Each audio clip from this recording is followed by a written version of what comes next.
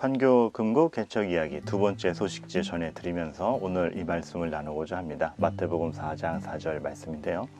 예수께서 대답하여 이르시되 기록되었으되 사람이 떡으로만 살 것이 아니요 하나님의 입으로부터 나오는 모든 말씀으로 살 것이라 하였느니라 하시니, 제가 교회 다니면서 제일 처음 암송한 말씀이기도 해요. 예수님이 사단에게 시험을 받을 때 첫 번째 시험, 금식하시고 광야에 계신 예수님께 이 모든 돌덩이가 떡덩이 되게 해봐라, 줄이고 있냐, 사단이 시험을 걸죠. 그때 예수님이 하신 대답이에요. 어떠한 의미를 가지고 있는가?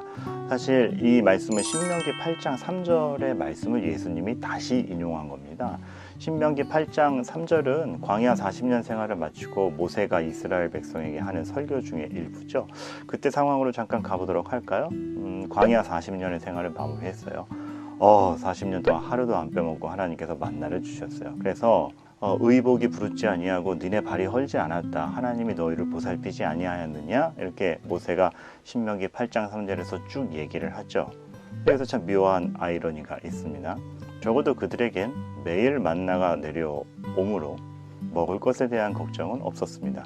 이런 불평은 안 나오는 거죠. 내가 먹을 게 없어서 그냥 힘들어서 내가 하나님 못 섬겼습니다.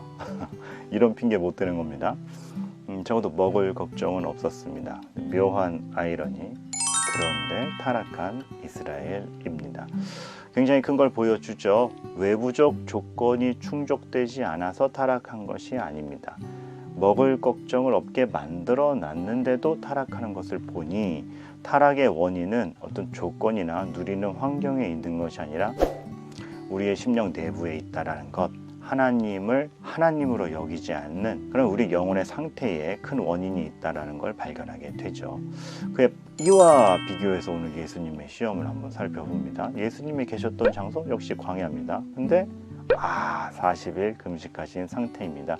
굉장히 핍절하고 줄인 상태입니다. 그러나 예수님의 선택, 하나님입니다. 하나님의 아들이거든 증명해봐라, 이 정도는 해야 되지 않느냐. 응하지 않으셨습니다. 그걸 해낸다고 내 능력으로 입증하라고, 조건이 충족됨으로 배부른 것으로 증명하라고, 거기에 우리의 정체성이 증명되지 않지. 우리의 정체성, 우리의 본질은 무엇? 인간이 실패한 것을 하나님이 딱 되돌리면서 말씀하십니다. 말씀으로 살지. 즉 하나님과의 관계 안에서 사는 것이 우리이지 다른 것이 우선될 수 없다. 너무나 통쾌한 말씀을 주시는 겁니다. 어떤 이스라엘의 40년간의 실패를 한꺼번에 되돌리시는 구원자다운 면모이기도 하죠. 에덴 동산과 비교하면 더 재미있어요. 에덴 동산 어떻습니까? 이게 에덴 동산 사진이냐고요? 아니요. 선악과 에덴 동산 하면 너무 그냥 사과나무만 다들 갖다 놔가지고 멋진 나무 사진 하나 가져왔는데 이게 에덴 동산은 아닙니다. 에덴 동산은 어땠어요? 모든 게 풍족했죠. 죄가 없던 시절에 얼마나 모든 것이 완벽했습니까? 다 먹을 수 있었습니다. 선악과는 못 먹었죠. 근데 그게 선악과 못 먹는다고 핍절하는 거 아니지 않습니까? 그거 외에 다 먹을 수 있었고 다 누릴 수 있었고, 선악과를 먹지 말라는 것은 마치 결혼 반지와도 같은 거예요. 우리 둘이 정말 사랑하고 신뢰하는 관계라는 걸 입증하는 차원에서 요거 하나 상징적으로 둘게, 요거는 건드리지 말자. 그래서 아담과 하와도 알 수 있는 것이죠. 내가 마음대로 다 할 수 있는 것이 아니라 우리에겐 최종적으로 하나님이 있지. 내가 존재하는 것, 내가 삶의 기준을 정하는 것, 하나님과의 관계 안에서 나오지. 선악과를 보면서 알 수 있었던 것입니다. 그런데 그 선악과를 먹죠. 자기 판단으로 가는 겁니다. 하나님 말씀보다 자기 판단으로, 하나님의 말씀보다 자기 감각대로, 하나님의 말씀보다 본인이 납득되는 대로. 이것과 비교하면 그리스도의 시험이 얼마나 더 정말 구원자로서의 위용을 드러냈구나 알 수 있는 것이죠. 에덴 동산도 아니고 모든 것이 핍절한 상태, 다 먹을 수 있는 상태가 아니고 아무것도 못 먹는 상태에서 예수 그리스도께서 말씀하시는 것, 그런데 하나님이지, 이 정도는 갖춰줘야지, 교회가 이 정도 능력은 보여야지. 그것이 아니라 진정 교회라면 하나님을 어떻게 대하고 있고 하나님과 어떤 관계이며 내가 교회요, 내가 성도임을 증명하는 것, 하나님의 말씀을 최우선으로 두고 그것을 진정한 양식으로, 해결점으로 잡고 있는가. 예수님이 첫 번째 시험을 치르신 것과 아담이 선악과를 따먹은 것, 이스라엘 백성이 하나님을 정말 전적으로 섬기는 모습을 보이지 못했던 것, 이 모든 것을 비교해 볼 때 우리는 자문하게 됩니다. 나는 예수 그리스도를 믿는 성도라 불리면서 최종 결제자가 하나님인가? 결제자라 그러니까 말이 좀 이상한데, 최고의 권위를 하나님으로 두고 있는가? 하나님께 모든 것을 물어야지.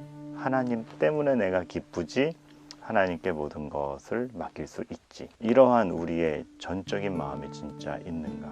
그리고 그 하나님을, 최종 결제자인, 최종 권위를 가지신 하나님을 내 편으로 여기고 있는가? 하나님은 내 편으로 여기지 않았기 때문에 선악과 따먹은 겁니다. 왜 못 먹게 하는 거야? 내 편으로 여겼다면 못 먹게 하는데 다 이유가 있지. 우리 서로의 신뢰관계가 더 중요하지. 이렇게 갔을 거 아닙니까? 하나님과 그래서 함께 있는 것이 최종 목표인가? 예수님은 어떤 외부적 조건을 충족하는 것보다 하나님과의 관계를 파괴하지 않는 게 더 큰 우위에 있었습니다. 하나님과 함께 있는 것이 최종 목표인가? 그것이 정말 기쁜가? 그렇다면 지금 나를 뒤흔들고 있는 것은 무엇인가? 하나님과의 관계가 위태로워서 흔들리는가? 아니면 외부적 조건이 충족되지 않아서 흔들리는가? 이것을 현실을 무시하라는 얘기는 아닙니다. 그런데 우리는 너무 하나님을 생각하기도 전에 현실적인 걸로 흔들려 버려요. 하나님을 신뢰하는 가운데 현실을 판단할 겨를이 없습니다. 교회를 세워가고 있습니다. 하나님과 함께 있는 것이 너무 좋기 때문에 예배당도 세우려는 것이고, 하나님과 함께 있는 것이 너무 좋기 때문에 주일학교에서 아이들을 가르치려는 것이고, 하나님과 함께 있는 것이 너무 좋기 때문에 우리끼리의 조직도 세우는 것입니다. 근데 그것을 마치 조직이 없고 뭐가 안 되고 뭐가 모자르면 흔들리는 것처럼 그렇게 생각하지 않기를 바라겠습니다. 우리가 먼저 내가 하나님과 함께 있는 것이 너무 기쁜가? 그래서 하나님과 함께 있을 때 그 어떤 외부적 조건이 결핍돼도 흔들리지 않는 상태에 있는가? 그것이 우리의 출발점입니다. 이걸 오해하셔서 우리 목사님은 믿음만 있고 외부적 조건은 하나도 충족 안 하려는 모양이다, 그러는 말씀이 아니라 우리의 시작점이 어딘가, 우리가 놓치지 말아야 될 것이 무엇인가를 말씀드리는 것입니다. 오늘도 하나님과 함께 있는 하루이기를 바랍니다. 그래서 기쁘고, 그래서 무엇도 여러분들을 흔들어 놓을 수 없고, 그래서 기쁜 하루가 되시기를 바랍니다. 두 번째 소식제 메시지 전하면서 여러분을 끝까지 편들어 주시는 하나님의 격려를 전합니다. 감사합니다.